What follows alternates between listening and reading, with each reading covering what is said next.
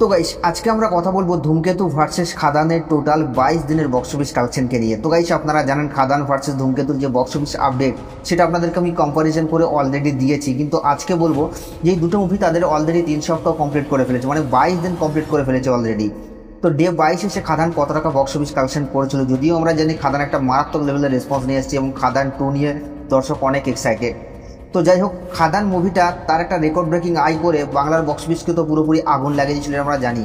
এই মুভিটা তারা 22 দিনে এসে বক্স অফিস কালেকশন করেছিল প্রায় 21 লক্ষ টাকার মতো, এবং টোটাল 22 দিনে মুভিটা বক্স অফিস কালেকশন করেছিল 14,50,00,000 টাকা। এটা গ্রস বক্স অফিস কালেকশন।